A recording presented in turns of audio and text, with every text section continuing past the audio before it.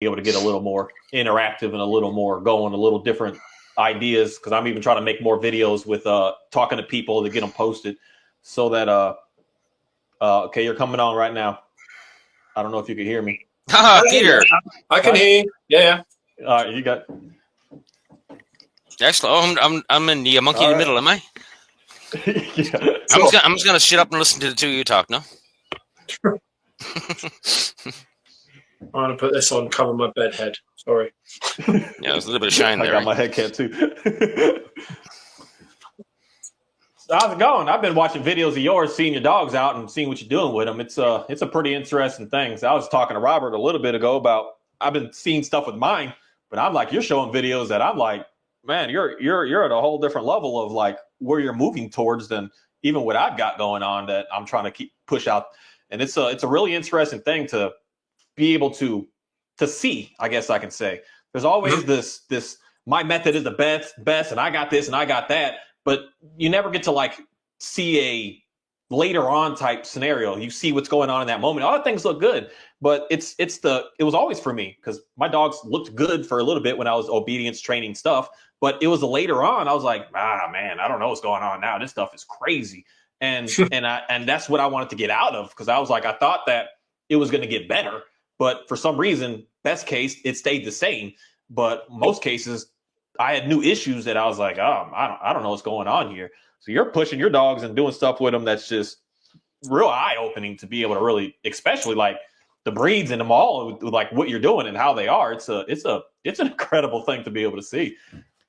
My path isn't that different to yours, Mark. And I was in the balance stuff early on with my dogs, and I had them walking very, very nicely and behaving very, very nicely in public. And I was doing all the usual crap of making them sit, stop, down, look at me, do this kind of crap. And there was something wrong. There was just something wrong with the relationship. And it came to a head on a couple of occasions, different for each dog. I took the leash off Rollo one day, and I was walking down the street near where I live, near a main road. The moment that leash came off, Rollo just zoomed off. He just went zoomed off into the road. Yeah. Looked at me, did a play bow, and just went. And so I was running around traffic, stopping people driving down the road in the middle of rush hour, trying to grab my dog back, who was finding this utterly hilarious. And he obeyed exactly 0 commands of come here, stop that, stop what you're doing, let me come get you. In 30 seconds of running around in traffic. And I thought, I've been doing this training with you for about 14 months. You know how to walk next to me. You know what I'm going to say to you. And when I stop, I expect you to stop. And it was just the moment that leash came off, he's like, yeah, goodbye. See ya. I don't actually care to be next to you very much. I've got the freedom of the entire world right now. See ya. Bye. Here's off. Yeah.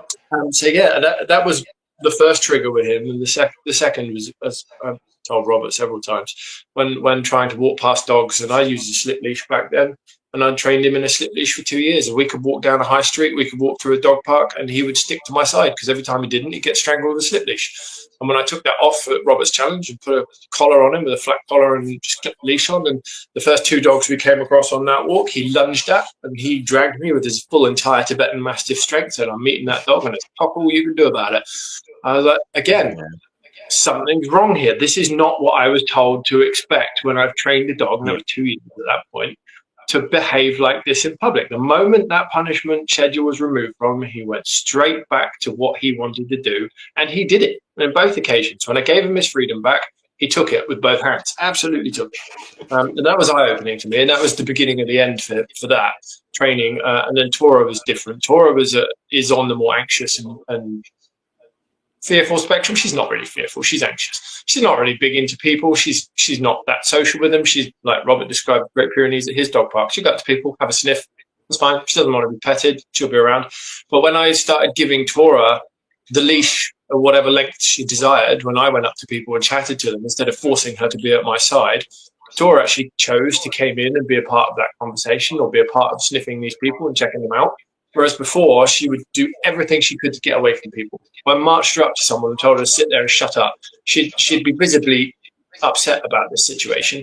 But as soon as I stopped doing that and just gave her space, she would come into the conversation. I'd talk to 3 or 4 burly workmen on the side of the road leaning on a truck, and Tora would be right by me. She'd chosen to come into the space. And so that's when I started going, hang on, I've been fed a bunch of bullcrap here, and changed that. And then, as for dogs and the sociality of my two around other dogs, I think that's a reflection of me more than anything else. Because ever since we got them at 8 weeks old, I took them around to all my friends with dogs. We walked down the neighborhood and we'd meet everyone with dogs in the neighborhood. I'd go to the dog parks.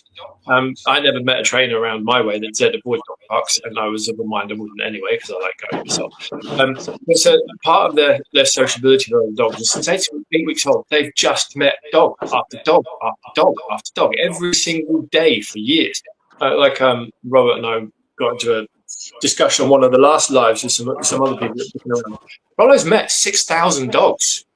Right, that's a conservative estimate. He's going places every day and meeting 4, 5, 6 dogs on a weekday walk, doing that twice a day, every day. And on weekends, when we go out for 2.5 hours down to a major city, you go to Melbourne or we go to my local beach, we're bumping into 200 dogs a day because you see the dog every 20 seconds because everyone else is down the beach with their dog. So part of that, with Rollo in particular, he's met more than Tora. So his ability to coach other dogs and show them how to be a dog is just pure experience. Ever since 8 weeks old, he's met dogs after dogs after dogs. So he's seen what anxious dogs look like. He's seen what really confident dogs look like. He's seen what the limit looks like when you're playing with a dog, when that other dog tells you, oi, that was too much, I didn't like that, and he got corrected. Picture this in your head, a 2-kilo toy poodle giving a 14-week-old 6-kilo Rollo a correction. He's a tiny little puppy just wimbling around, smacking this little toy poodle around. Toy poodle turns around and goes, oi, knock that off. That was too much. And Rollo's like, oh, okay. And rinse and repeat with several other dogs of various breeds and sizes. He learned as a pup. That's where the line is. That's how you do being a dog. And so that's why he's so good when I bring him to other people's dogs in situations. He's able to, he just reads the dog in 5 seconds flat. He only needs to get a sniff and a look at the dog, and he immediately knows what's going on. And he can de-escalate any situation that he comes into. And that's why I trust him to do that. And I do trust him to do that. Sorry, dip off the camera a second. We've come across dogs that have taken one look at him, grabbed him by the scruff of the neck and mounted him. And I've had to intervene on owners trying to get involved and say, whoa, you'll get bit. Just stop. Just let them figure it out. Rollo's not upset by this. He's letting it happen. He's telling the other dog, just relax. It's fine. And when the other dog gets off him, then we all calm down. An owner rushing in that situation would escalate into somebody getting hurt. But again, it's only because Rollo's met so many dogs and understands how to be a dog so intrinsically that I can trust him to do that. And he has a calmer temperament than most. That's definitely true. He has come out. Can I interject? Yeah, of course. I'm going to bow out because I'm not feeling that great. I'm going to let you guys carry on chatting. Okay? Is that okay? Okay. Yeah, sure, bro. Okay. I'm going to kick off. Enjoy the chat. I'm going to watch it. All right. So bringing that to other people's dogs and helping them was kind of like a natural progression for me. I didn't see that as strange, and I kind of knew. Rollo's quite good with other dogs. When I'm out in public and I've met people who have said, I'm not really sure about meeting your dog, and Rollo's trying to meet their dog because he likes to meet dogs. It's okay, he's calm, he's collected, he's not going to cause your dog any issues, he's not just going to jump on them or do anything silly. The amount of times people are just like, wow, well, my dog's usually quite worried about other dogs and really getting along fine with yours. And yeah, because he's just calm. And that's why I find that such a great compliment. So many people, when they come across with my dog, it's just so calm. Yes, because he's practiced over and over and over again. And why it's really good for him to be a coach for other dogs. And that's why I'm pushing that, and particularly with Rhodey, who we'll be seeing again today. And a new client I've got, I haven't really pushed any videos out yet. I've got Amir as a client, a rescued border collie / Kelpie. She's quite an anxious, fearful dog, but she immediately took to Rollo, and she's very, very wary and reactive to other dogs. She's had a pop at a couple while I've been there, which hasn't been particularly great.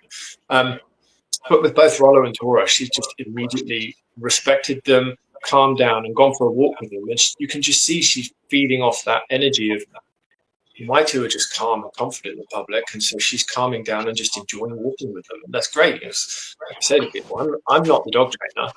My two dogs are your dog trainer. I'm here to train you as the human. Now I'm telling you what I'm seeing and how you can get this in this level of calm that you need to attain. It's a lot of people are weirded out and say, yeah, I have 2 guardian breeds who are actually able to help other dogs calm down and be more secure in who they are. So it's an interesting thing, and I suppose that garners me a bit of attention because it's such an unusual breed to do so. And no, I didn't choose them just because of the looks. I did have a shopping list of particular breed traits that I went looking for. I wanted independent dogs. I wanted large dogs. Admittedly, I did only want one when we went shopping for a dog. I didn't try and go for two, but we took the decision when an extra one became available. We thought, okay, fine, we'll get two.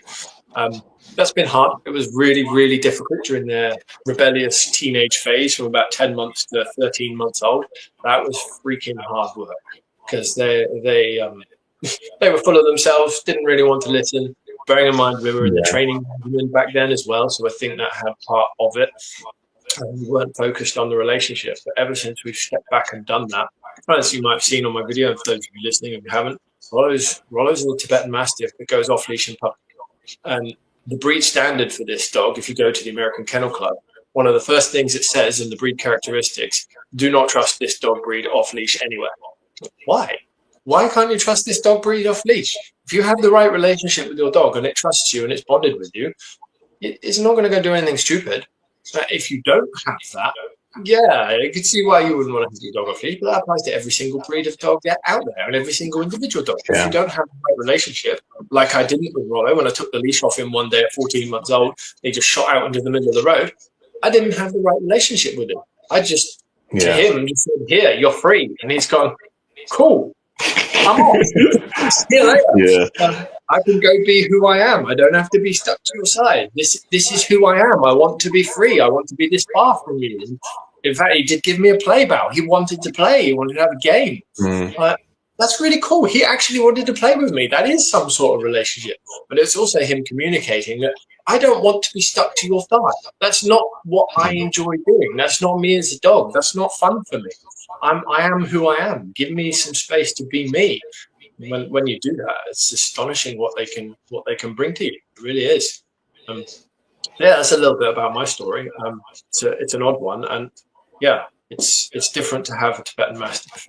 Bringing that round to the it's been because it's a very similar concept that I hear from a lot.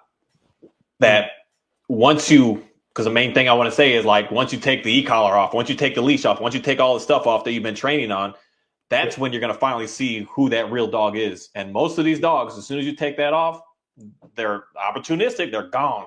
It's the same thing that happened to my Johnny. The first time I didn't have anything and I turned my back, he's like, I don't want nothing to do with you. And then trying to call him back is turns in.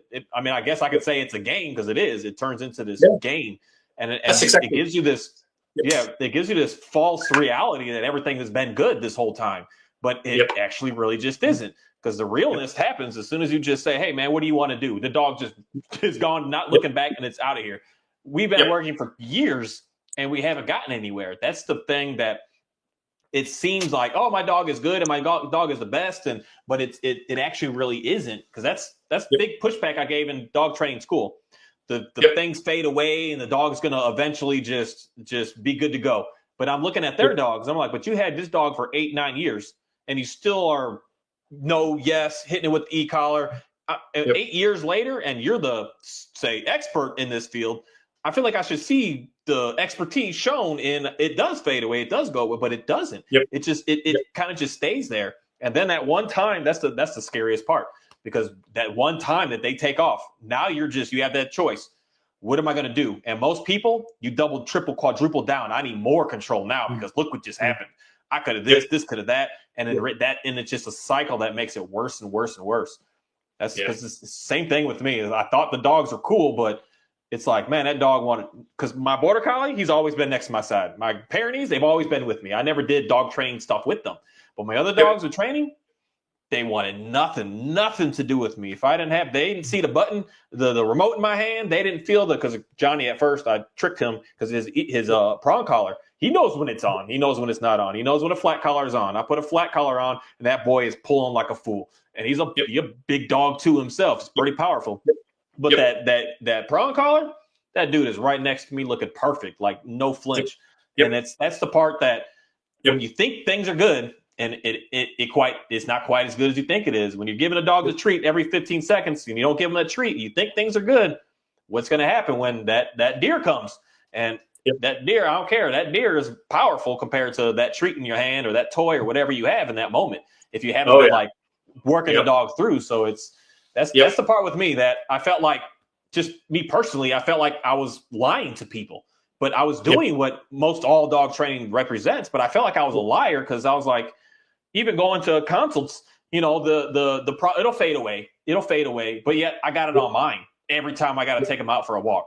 So it's like no one personally questioned me with that. I would show up because Johnny was the dog that I would use to help a lot of dogs at first. And I would have the equipment on him. No one ever challenged me, though. Like, how long have you had that dog? I was like, about 2-3 years. But no one ever said it. But I said it to my own self. I'm like, I'm sitting here telling y'all something that I can't even do. I'm supposed to be the so-called expert. So what the heck is going on right now that I can't do what my expertise is trying to say that, oh, you'll get it, but I can't. That was weird to me. That was my dilemma. Yeah. I've been through that exact same dilemma, Mark. Yeah. It's that was probably that was just, to me, it's to each we're cool with someone you like having the tools on and having to need it all the time. But for me, I'm seeking for more. I'm seeking to just be able to experience more on these lands of what more can I get? I've always wanted to be able to see the dogs, to be able to just get them just better and better and better. That look that I see a lot of folks with, they just have the dog. They drop the leash and it's like, oh, I dropped my leash. And they just lean over and pick it up and keep on walking. I'm like, I want that. And that's not impossible. And that's not something that only 2 dogs on the planet are capable of being able to do. That's, in my opinion, every dog is capable of being able to do. Not even in a working sense, we can still communicate with these dogs. But it's something that it's like the prisoner mindset. As soon as you give that dog a slither of freedom, he's going to take advantage of it, all of it. And when you get out of that prisoner's status with the dog, it's got no reason to run away. It's like, I just want to stay with you. I'm here. I don't want to go anywhere. And that's I don't know why, but that's a hard transition for a lot of people because it makes you feel out of control for a little while, that the dog is like, you don't have it next to your side anymore. And it's like, you're in this free float of like, I don't know. I'm not sure, but you just keep working through that. And then you start to see a dog change into like, you're like, oh, this is what I want. It's something that someone's always saying is, what's the criteria for change? How do we know that change has happened?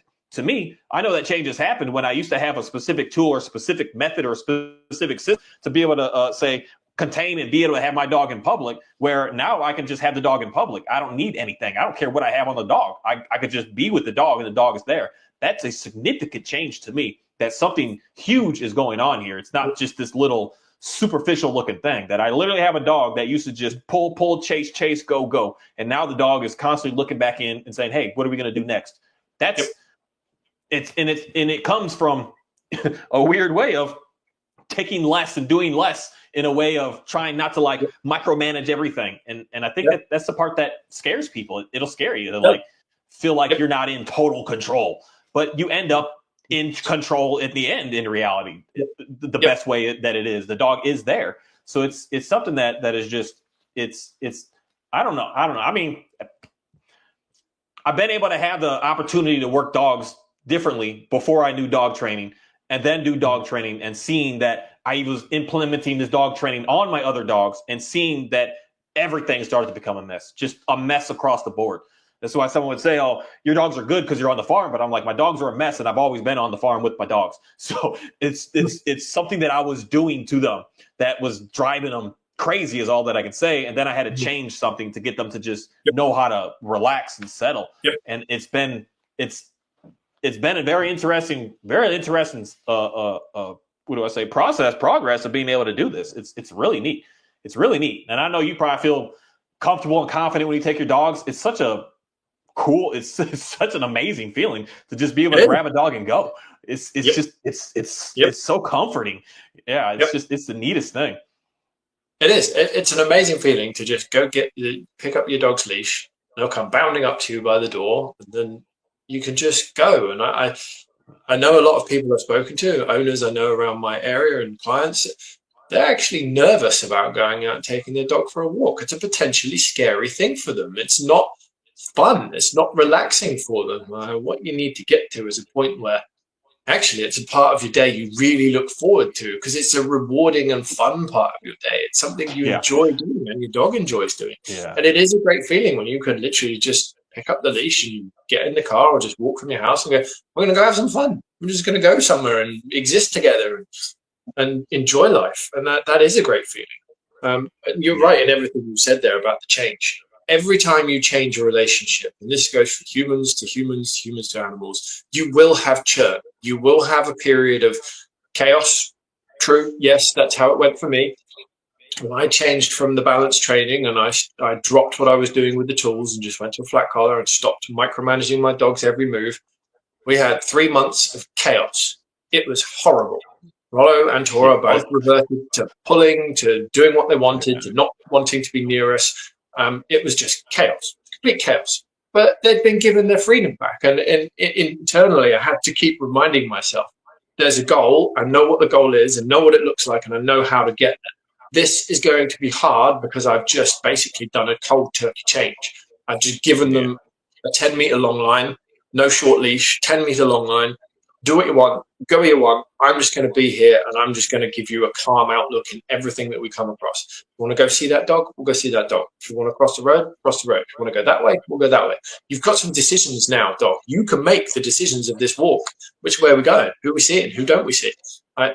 And that slowly, after a period of 3 months, brought about those changes, where to the point that when all four of us, my wife and both dogs and myself, would go out for a walk, because I predominantly walk Rollo, my wife predominantly walked Tora, and I'd walk Rollo at weekends for longer because I was doing things with dogs and with him. He calmed down and built a relationship quicker. That's just purely a time-based thing. That's not because I'm better at this than my wife or anything. It's just time spent with me. But it got to the point after a few months, Rollo would choose just to walk next to me with a loose leash, almost, but not quite heel walking, whilst my wife and Tora were still just around doing stuff, walking near us. Instead of the two dogs trying to play with each other or be idiots or go behind us or pull ahead, got to a stage where Rollo just wanted to walk next to me. And this is a high distraction environment. We've got another dog with us, my wife with us, maybe one of the children with us, and we're out. And yet he would choose, he's got a 10-meter long line, go where he wants, just to walk next to me. And I've got here. I've done it. I've got to the goal. 3 months of this chaos, and my dog pulling around and being a butthead at times, and us not getting ourselves communicating very well. And finally, I'm here, and you can see it. When you get there, you can see it, and you can feel it, and it's amazing. The first walk you spot it, you're just walking, and all of a sudden you realize through pure choice of the dog, they're actually just next to you. Just walking next to you, and you're both just in a pattern together, walking along. That's an amazing thing to get to. Absolutely amazing, especially when you've gone through all the training and the dog not wanting to be with you, and all the things that have gone wrong that have gone wrong. Occasionally you take a leash off and bugger off and all that stuff. And it's a great feeling. And then you can build on that, and have built on that. Because I didn't trust Rollo off leash. Didn't trust him off leash at all till probably a year ago now. So after I got to that stage of Rollo, that was the next thing I had to build up, was trying to get him to off leash in public spaces. And that was hard. Honestly, losing that control was really, really hard. I feel my heart fluttering. The first few times I took that leash off, and we were in a public space, dog park, massive unfenced dog park, like 25 hectares of dog park. Like, he'd go anywhere. I've taken the leash off, right? What's going to happen? What's he going to do? And I built up slowly. It didn't just take the leash off and go for a 2-hour walk. I wasn't ready for that, and I wouldn't advise anyone to do that. It was slow. I gave him 30 solid seconds. I keep him back on, move him a bit forward, and do it a bit more. The first time he pushed his luck and he went down a hill into there's a dry lake bed around that dog park. Used to be for recycled water. It's been emptied, but it's a good, when you're talking feet, don't you, American? So it's probably a good 30, 40 feet deep. It's a big dry lake bed. But he disappeared over the rim of this lake bed, and I was out of sight. My dog's in public off leash, out of sight. Freak out. He's not in my control. If I call him back now, he probably won't hear me. So I ran over to the edge and just carried on walking. I could feel my own body temperature and heart just going nuts. And I just watched him walk down there, have a sniff about, and then he came back up towards me, and I grabbed him and put him back on the leash and said, we'll go a bit further. But the problem was me losing control, specifically losing that control of my dog, giving him the freedom to be a dog. Freaked me out. actually freaks me out. And the only way I got over that on the suppressors every owner has to go through, you have to keep practicing it. You have to keep building that relationship. And there are a couple of tips and tricks to get your dog to not want to have you out of sight when you're out in public. And Robert's talked about those before and his experiences of getting Monty off leash in public. I did the same thing. I'd take Rollo off leash in public and I'd hide. I'd hide so he couldn't see me. And then he'd look around and be like, this isn't right. Where's my owner gone? And you wait for a few seconds of that kind of like, panic to start settling in. Then you show yourself. And then that relief that sets in on the dog is the reinforcement of, oh, there you are. Okay, everything's all right. And you build that up over time. So Rollo doesn't like not seeing me in public, especially when there's lots of other people around. That's partly Tibetan Mastiff. He is social, but he's not comfortable in crowds of people. He's happy with people around. But if he can't see me and there's 20 or 30 other people in his near vicinity, he will get a bit like, oh, I'm not really sure about this. Where's my owner? And it's amazing to see them watch it out. I did this. I hid behind a fallen tree. I did this. About 20 people. He was playing with some dogs ahead of me near the beach. I hid behind a fallen tree. Let him work out I wasn't there, and he started to look around. And then he cheated. He stuck his nose up in the air and just walked straight to me from about 200 feet away. Pinpointed me with his nose and just walked straight at me. He couldn't see me, and then just walked straight at me and found me. And again, that reinforcement of finding me when he couldn't, it builds that relationship of we're in this together, we're doing stuff in public. Yes, you can be out of my sight for a bit, or I can be out of yours. Ultimately, what you want is for us to still always be together doing that. But again, it's a lack of control. When people say to me, your dog's not under control. No, he's not. He's not under control, not at all. But I don't have to have him under control because he's trustworthy in the situations. And actually, his ultimate desire is to be where I am. Because we've built that relationship over time and spending time together out in public, doing activities together, doing all the sorts of things you do with a dog, be they whatever activities you do. Mine aren't indoor activities. They're Tibetan Mastiffs. They don't do chasing balls. They don't really do toys. They don't do much other than play with other dogs. Really, what they do, what they're built to do, is perimeter guardian stuff. So they like to walk. They like to walk and smell because that's what they're bred to do for 50,000 years. Yeah. Look around a place and smell what's there, see what's there, interact with the things that are in the environment, and then you move on.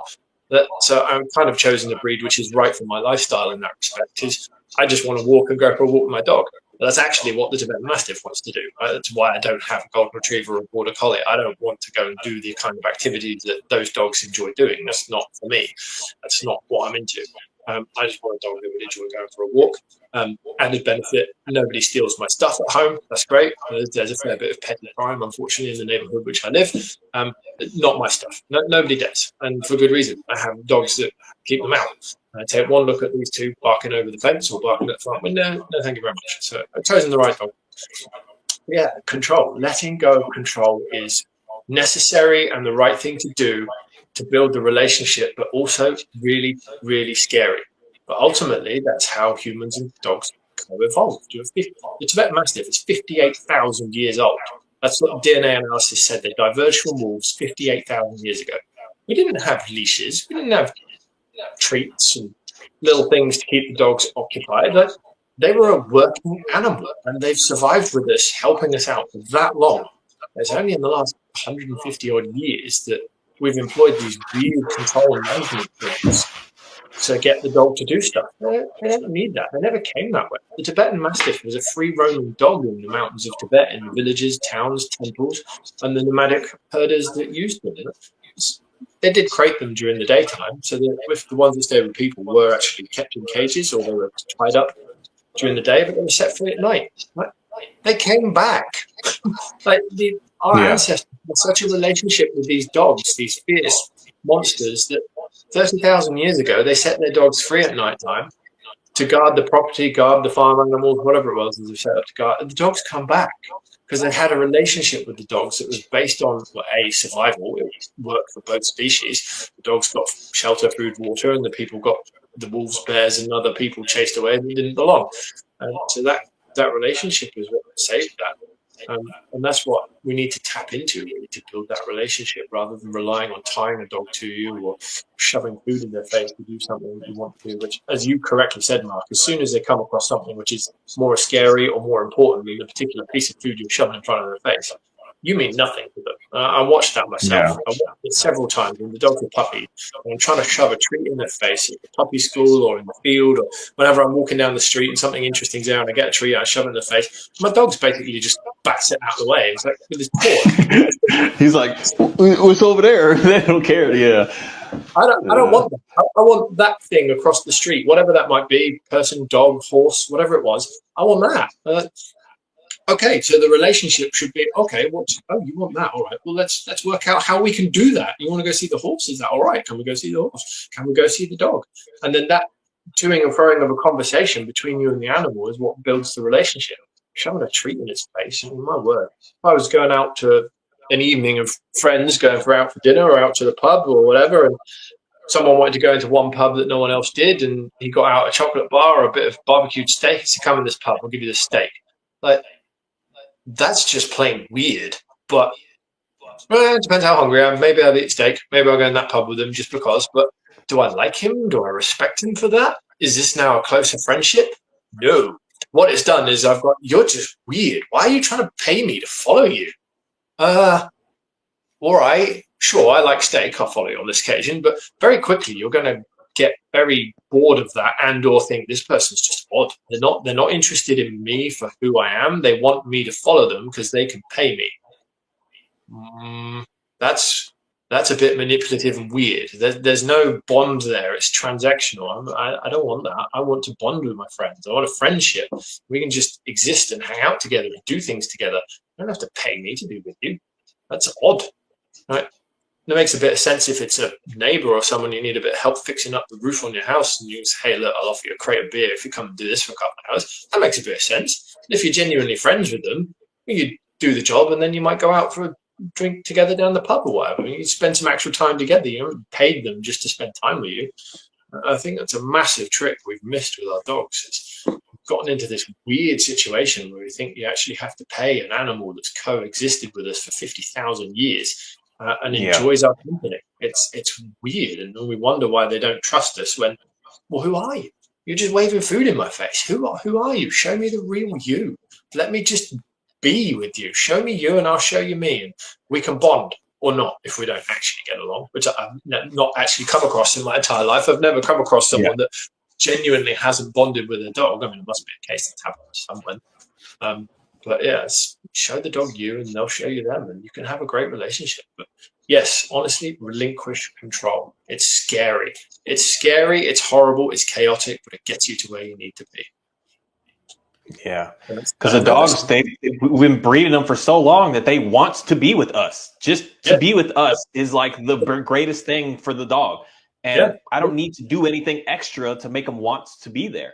That's the newness. That's like, but it's not only just dogs. We do that in getting married and stuff nowadays with human to human relationships. It's like, that's the toxicness that just, it's no good. Because the main thing is you're forcing the dog to stay with you. You're not giving it an option. But once you give the dog a choice, the dog wants to be with you. It just simply does want to be with you. And when it's under its choice of saying, I want to do what I want to do anyways, why are you trying to force me to do what I want to do? That's where you have this weird back and forth. Allow the dog to be what they are. Is they may not be the right word, but they love being with us. They just want to be by our side. That's why it's like, how do I teach my dog to loose leash walk? The dog should want to be with you. Why are we training it to do that when it wants to do that? That's what it wants to do. And it's just this weird, it's a weird thing, but it is. It's especially depending on how you were raised and how your brain and how you function, that control. If you need everything managed and micromanaged and all, it's the hardest to just let it go. And you're going to feel like out of control from no control. You're just going to be in this, because there's days that I just like literally looked at the dogs. I'm like, you know what? I'm just going over there. Y'all just go lay down. I'm not going to talk to you. Look at you right now. You over there. Like I'm a little irritated with you right now, and I shouldn't be. So if I'm irritated, feeling this, how do I think that they've been feeling this entire time? Gives me more revelation of like, okay, I get it. I see what's going on here. So I got to just like, y'all do what y'all want to do, and I'm going to do what I do. And then just we'll do this again tomorrow. And it's creepy and weird and how it just gets better and better and better and better and better and better and better to the point that, because I've done all that same stuff as hiding from the dogs. I did it really bad to my Shepherd Kahi, unfortunately. He was like pacing and pacing and pacing and pacing. But I kind of just let him go, let it go all out, get it all out, just get it going. And he finally saw me, and yeah, he never not checks in on me everywhere I go at this moment today. And it's not out of, I can't say it's fear. Oh, he's scared. No, he just knows that he wants to be with me. And it's on his reinforcing to check that you're still there. Yeah, that's the dog's choice. They want to be with us. That's the coolest thing about them. That I don't need to do anything but just be alive. I'll be a body. And the dog is like, I want to stay there. That's this guy's fun. Like, it's fun. Like, Johnny just lays here I don't know why. Every time on the computer, he just lays right here now. He's just there. He's like, I just want to be here. And then the Dalmatian, she wants her space. She's a very independent dog. And I think that's where a lot of people get a lot of issues with certain breeds, because they're very independent already. And then a dog like that I try to control more, man, that's probably why certain breeds people are having, say, more difficulty with, because they are more independent, where Shepherds are more dependent. They like to be real close to us for the most part. So it makes it a little bit easier. But that's because that's the dog in reality that really let me realize I can't force you to stay with me. You gotta want it on your own, or we're not going to work. We're going to keep butting heads for the rest of our lives. And it's hard. It's hard to literally have your dog on because for me, I use a little bit. So what is a 10-meter leash? 30 feet? I think it's 30 feet, right? Yeah. A long leash, right? Yeah. So I use about a 15 to 20 foot leash, and to have them at the end of that leash and call their name and they just don't respond. It's hard to because it's like an ego hit in your body of like, I said, come here. I just let it ride, because when I first got that dog, I made many videos. I think she's deaf. She's hard of hearing.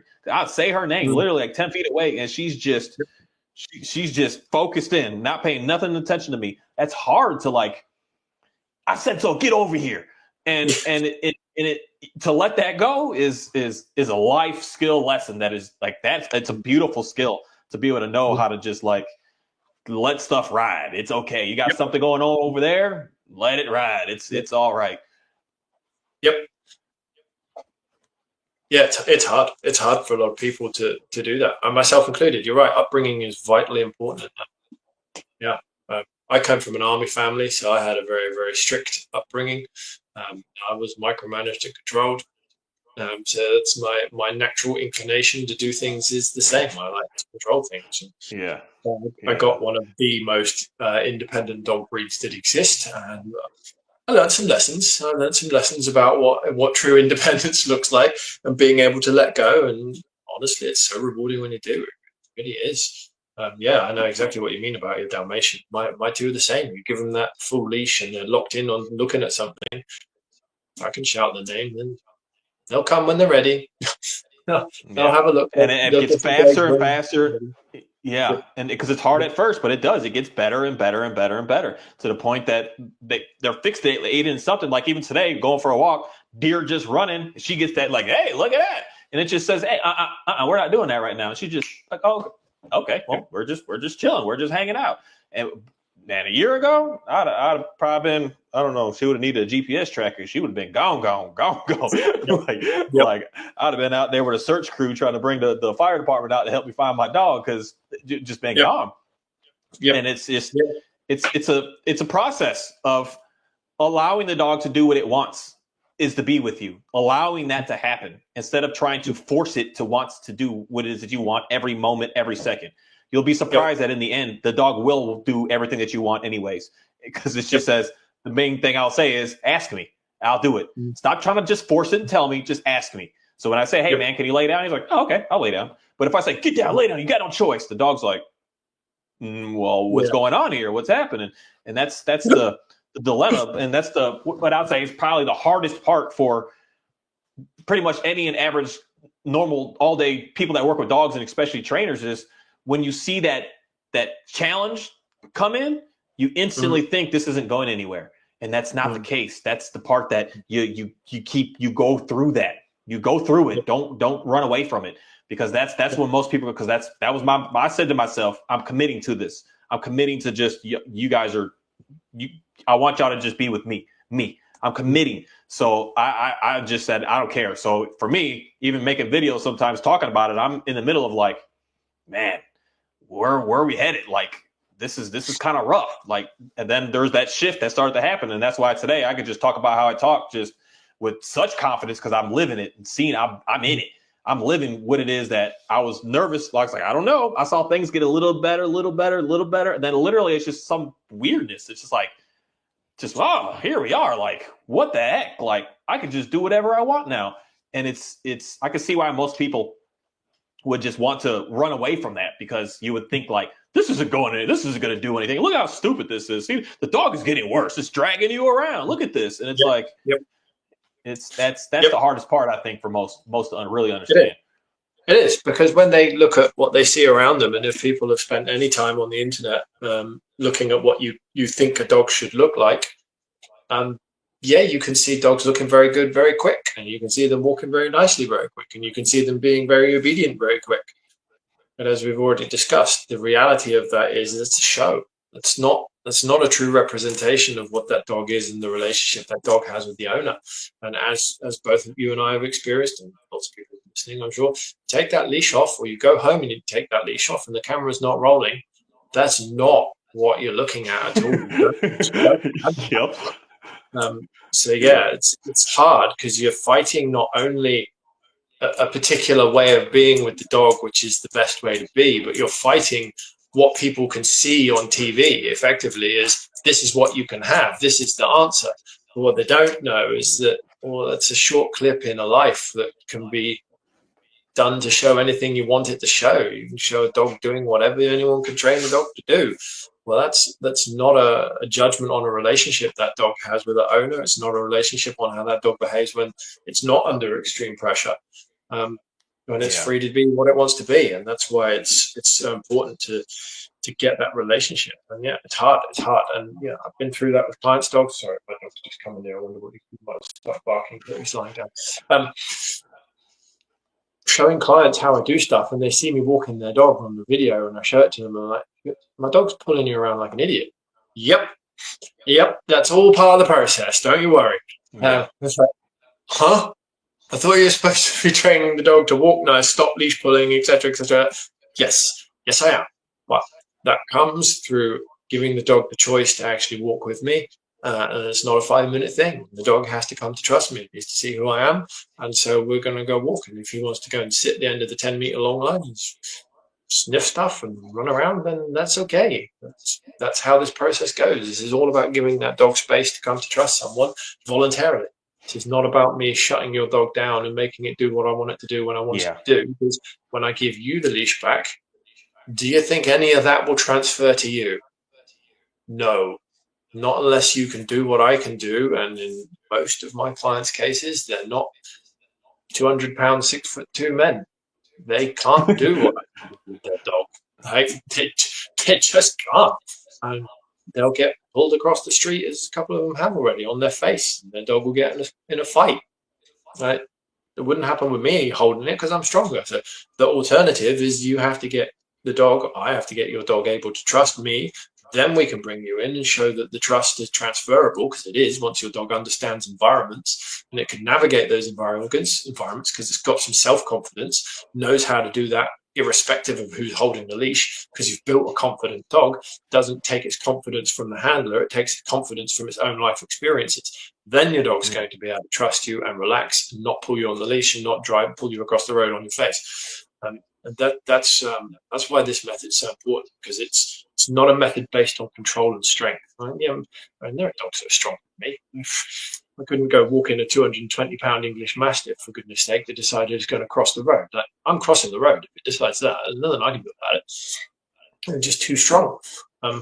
So you have to get to that point where when you just want to walk nicely, the dog trusts and can walk nicely. Yes, it's odd to see that and to have that discussion with clients. And I have on a few occasions. Why are you letting my dog pull? I thought we were stopping that. No, we are stopping that, but not by directly attacking that behaviour. That's a pointless waste of time. It doesn't get you what you need. What you need is your dog to be able to navigate these environments in a calm manner, and that comes with giving it space to explore. And that needs a bit of pulling. sure, whatever. We're not worried about that. And same with dogs that react to dogs behind fences. So I went on a walk with a client yesterday, her dog, and her dog finds it quite difficult to walk past a dog that's barking behind a fence, whether they can see the dog or not behind the fence, gets all excited and wants to be reactive. And I said to her, just you move forward, give her the extension of the leash, and we'll go stand over there, and when we'll do nothing and we'll be boring. When your dog realizes that there's nothing doing from this, you're not getting anything out of it, she's not getting anything out of it, and we're just waiting, and your dog chooses to disengage, we move on. And we show her that that was a completely unremarkable and pointless waste of energy. And then we'll move on. And then slowly that behavior will become less and less and less until your dog will hear things behind the fence, smell things behind the fence, turn its head and go, whatever. And we'll just carry on. And that's another strange concept. Most people I've come across when we do that with other dogs, they immediately want to grab the leash and be like, no, stop doing that. You're adding energy into the situation. Your dog is going to interpret that added energy in the situation as you being frustrated at the thing behind the fence. So they're in turn going to get more wound up, more frustrated, more reactive to the thing behind the fence. Your job in this situation is to just be neutral, nothing, calm. So there's no benefit to expending any energy or mood to whatever it is that's behind that fence. The only interest you have is just following me as we calmly walk on. So yeah, that's another controversial one. I've had a couple of discussions with clients about that. They're like, what do you mean just let the dog bark at the thing behind the fence or go run at the fence? And just hold your ground, give them the leash, stay calm, and when they choose to forget about it, we move on. And that's how you fix that. It's not a controlling thing, because otherwise you'll never get over it. Never get over it at all. Yeah. Continually find it enjoyable to go smashing back at dogs behind fences, because you're effectively rewarding them by paying them attention for doing that. And whether it's negative attention or positive attention, it really doesn't matter. If you're shouting at the dog angry, or if you're just that attention you give the dog for that rewards that behavior. And they're like, yeah, I get frustrated at this. My owner's frustrated. Let's get really wound up. It doesn't extinguish. They start feeding that energy in the wrong way. You're excited, so they're excited. You're frustrated, they're also excited. So it's just this spiral. It just builds and builds. And, it just builds and builds. It does. So yeah, that's an interesting one. They're the two biggest obvious discussions I've had with clients when they see the method, and when I show them things back with them doing with their dog, they don't understand because of what they've seen out there on TV, etc. And when the dogs are immediately put under control, not allowed to do stuff. I don't actually find that works long term. It doesn't. Show me someone that does that control method and then take the leash off. Show me that dog able to cope with that situation calmly. They can't. But not even just that. Not even just. Because they'll put the e-collar on and say, look, it's off leash, it's all here. But the main thing is, it's the behind scenes. It's behind closed doors. Everything that I've been talking about my dogs is not how they looked in public. In public, people are always saying, hey, man, your dogs look good. They look really nice. But behind the scenes, stuff was a mess. It was just aggravating, like so much that I'm getting mad. And I'm like, if I'm getting mad at a dog, what the heck is going on right now? And that's the part that was my biggest issues. It's like, I had it look good. It performed in public. Everyone said, oh, man, every time. They say it now. They're like, dogs, but my dogs today look better in public because they're way more relaxed. Before they would be a little on edge and kind of just had this little extra, but they're so calm today. And people just look at it like, oh, they're like, oh, there's dogs. But it was at home. It was behind closed doors. Stuff was I couldn't stand my life. Hey, man, get out of the kitchen. And it was like a nightmare. I'm like, I gotta go get the collar, I gotta go get a leash, I gotta go do this, and it was just a nightmare. And I'm like, I just want to be able to say, hey man, back up, get out of here. And they're like, oh, okay, I'll go lay on the couch. And that was me with how it is. So someone could say, oh, everything looked good before with what you had, and now what you have looks like a mess. And it's like, you don't understand the whole thing going on here. In reality, I care more about how I'm at home type stuff than in public, because where am I spending more of my time? At the house. So it's like, it may have looked good out, but it wasn't. It was an illusion. It was all fake. Exactly the same thing, Mark. Exactly the same. I had the dogs walking perfectly in slip leashes. I could walk both dogs perfectly in slip leashes in public, and I got complimented on it several times. Take the leash off at home, and most of the time, in all honesty, for the first couple of years of their lives, The dogs would rather be out of the house in the back garden, not in and around it with Yeah. us. They didn't want to be near us. And that's different now. I mean, Rollow's asleep just down there behind me. Tora is with the children are on school holidays, first day off today, so it's a bit different in the house today. She's down the other end of the house with the children at the moment. But since we switched to the relationship focus, most of the time when I, luckily enough, get to work from home a couple of days a week, when I'm working at home, the dogs are in the office with me asleep. This is a Tibetan Mastiff, the most independent dog going. And because I actually have a relationship with my dog, they choose to be in the office with me, sat here sleeping on the floor behind me, Jen. They don't choose to be in the garden. But yeah, when it was all the control and management, they didn't want to be near us. They wouldn't come near us. Nowhere near, yeah. My Yeah, wife and I hear were watching TV in the living room. The dogs would be nowhere to be seen. We wouldn't know where they are unless I went looking for them, which I'd have to do to go feed them. But now Tora will generally come into the room and lie down near us and watch TV. Or she'll be in the hallway just outside the room, but she will be somewhere within eyeshot of us or very near to us. And that's been a completely new thing since we stopped the control and management. Rollo is not quite the same in the evening. He has two favourite places in the property. He will either be sat on his chair out in the garden still, or he'll generally be lying down by the front door. So evening time, he does a bit of guard work. He's a bit funny like that, but that's normal. He is a guard dog. He would like when the sun goes down, he will be in one of two places for about an hour, and then he'll come and relax. When it gets to about 9 o'clock in the evening, that's when he'll come and find us. Tora is with us more and earlier, and she kind of leaves Rollo to go and patrol the property, and he'll do that. And when 9 o'clock comes, he'll come in and he'll come find us. But even that is only since we stopped the control and management. Otherwise, he'd be outside till I told him it's time to come in, and I'd have to go out and get him. He wouldn't want to come in. You have to kind of shove him in, bribe him to come in. But now it's like 9 o'clock. He'll come in. He'll come in and find where we are. He's done his patrol of the property as he should for a perimeter guardian dog. So yeah, but it was horrible at home for the first couple of years. And my wife and I talked about this. Like, is this what the dogs are really like? They just want to be outside and bark at stuff and do nothing. Like, don't they ever want affection from us? And we didn't know, not having had Tibetan Mastiffs or livestock guardians before, we didn't know. But once we switched up what we were doing, and they're totally different dogs. And Taurus often comes up on the bed with us in the evening. Right? That was completely unheard of when they were younger. Admittedly, they were crated a lot of the time when they were younger. We didn't start letting them out of their crates till they were about 16 months old. But they wouldn't come upstairs, not at all. For a while, and now Tora's on the bed most evenings when my wife and I go upstairs. It's great. We love it. It's actually great, but they just weren't that interested because they didn't have a relationship with us. Exactly as you were saying, it was chaos at home. Look great in public, pick up a slip leaf, go out, perfectly to heel. Even two dogs walk perfectly to heel, wouldn't kick up a fuss, wouldn't do anything silly. Get home. I don't have a dog that actually wants any affection from me. There's nothing there. That's actually quite disturbing. Now I know what it looks like. Now I know what it feels like. I look back on that time and think, oh, that was actually pretty nasty. Like, the dogs genuinely didn't want to be with their humans. They'd rather be outside in the garden or the yard, whatever you want to call it. My English coming through. So yeah, that was. No, it's interesting because it's like we're both on the same. Seeing all that same similar type things, and the more people I talk to, they're also seeing a lot of the same similar things, and it's weird to start because it looks backwards, and it's something about that is just it's in my opinion the right better way to go, because you're going to end up starting backwards to get to where you want, as opposed to starting what looks right away and ending up being backwards.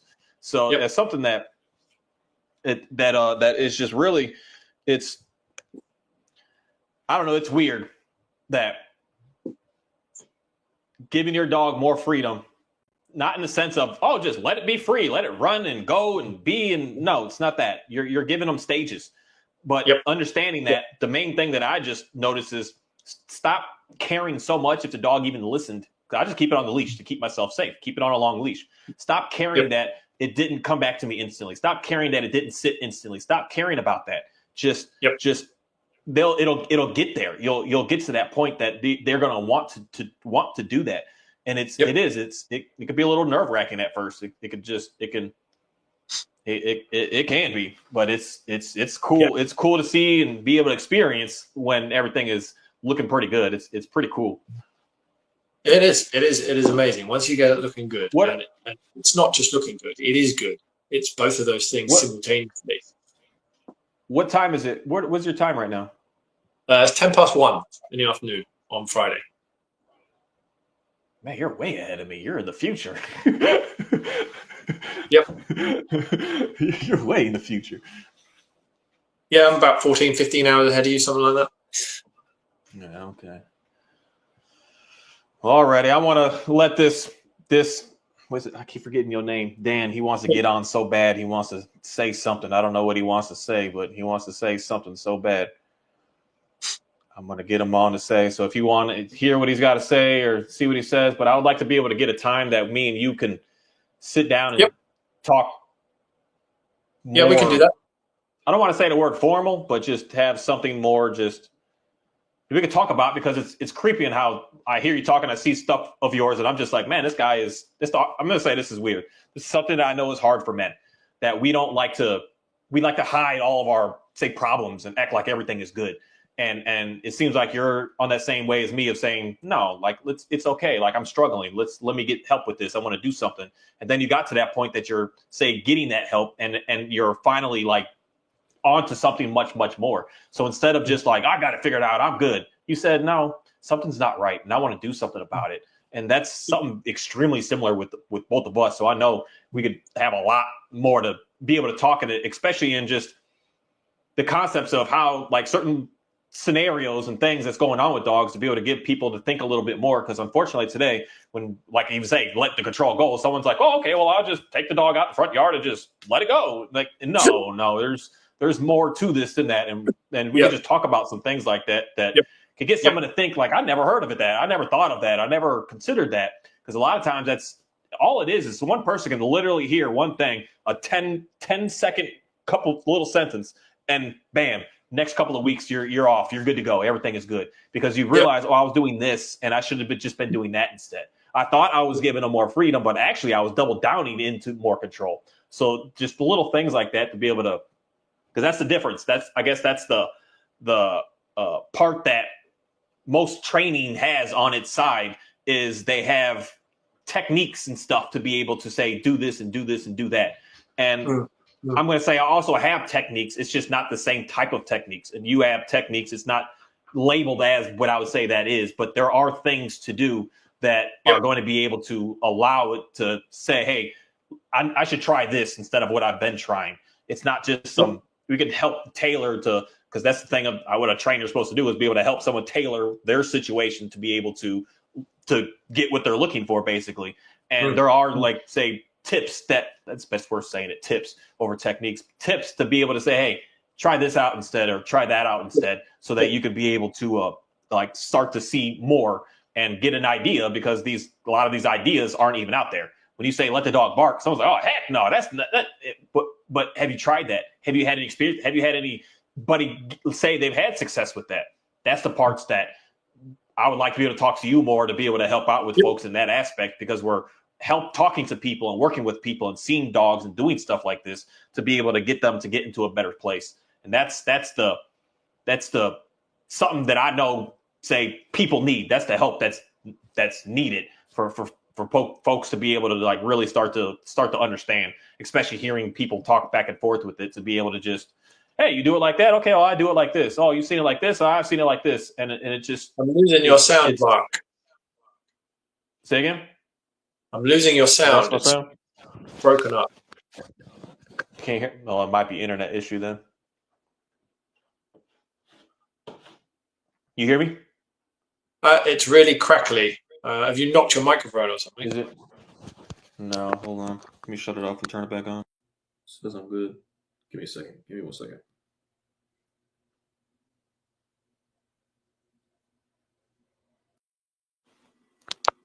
Can you hear it now? Oh, that's better. Yeah, I can hear that perfectly. That's fine. Okay. Well, I don't know what happened. Maybe my AC, I try to shut it off when I make videos, but then I start sweating like a fool in here. Yeah, it'll be warm where you are, no doubt. Yeah, you're coming into spring, summer, aren't you? Yeah, it's about to be. colder again next. So this weekend it's about to drop back down into our like 30s and 40s again for a little while. I guess it's supposed to. So it's this year is weird. It's very weird. Today was like 100 degrees in a swamp outside, and Saturday it's supposed to be back to 40 degrees again. So it's like, what the heck's going on right now? That is crazy. Yeah. It's all right here. I don't know what it is in Fahrenheit. We're in centigrade. About 22 here, centigrade, whatever that is in Fahrenheit. It's pleasant. 30 above 50, 60, I think is that what that is. I think it's 40, 34 ahead. I don't know. I'm not I don't know why we do what we do here. We're like one of them. We got our standard system and it's so weird and it's more complicated to use 5/8. So we're just using 13. It's like, so it's so strange. Because the French invented the metric system, the Americans said no. Probably. Got to have beef all the time. Always a little bickering back and forth. Yeah, exactly. Yeah. But all right, man, it's good talking to you. I think I got your email. Yeah, you do. Yeah, you have my email address. Yeah, we'll organize time to talk about what you said, and we'll do that properly. All righty. Yeah, I'll send it. Just talk because I want to be able to give more concrete concepts as opposed to just being super vague. Because that's what I think where a lot of people are maybe struggling right now. They're like, well, I don't even know where to start, and I'm like, well, just start here, and then we can keep going and going and going from there. That's that. I think that would be really, really, really good. Yeah. Okay, we can do that. I'll think about it. We'll have an email. We'll get it fixed up. All right. I appreciate you coming on and stopping in, and thankfully it's not like the middle of the 2:00 in the morning for you, nothing. So it's a pretty decent it's time. middle of the day. It's all good. It's middle of the day. Pretty Thanks for your time, Mark. Appreciate chat. All right. And all right. Catch up.